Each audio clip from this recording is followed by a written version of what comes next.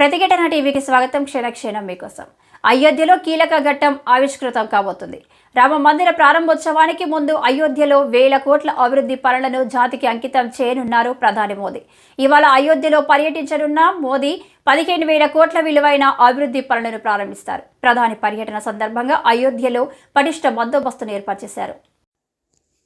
విశ్వవ్యాప్తంగా కోట్లాది మంది రామభక్తుల చిరకాల స్వప్నం సాకారమవుతోంది.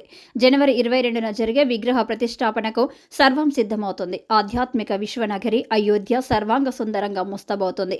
అయోధ్య రామాలయం ప్రారంభానికి ఘనంగా ఏర్పాట్లు జరుగుతున్నాయి. దానిలో భాగంగా ఇవాళ అయోధ్యలో పర్యటించనున్నారు ప్రధాని మోదీ.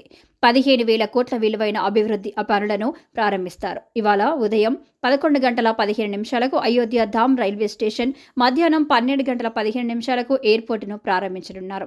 1 గంట తర్వాత బహిరంగ సభలో పాల్గొంటారు.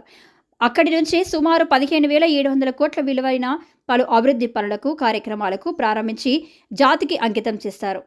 ప్రధాని మోదీ పర్యటన నేపథ్యంలో అయోధ్య నగరం విద్యుత్ కాంతుల్లో మెరిసిపోయింది.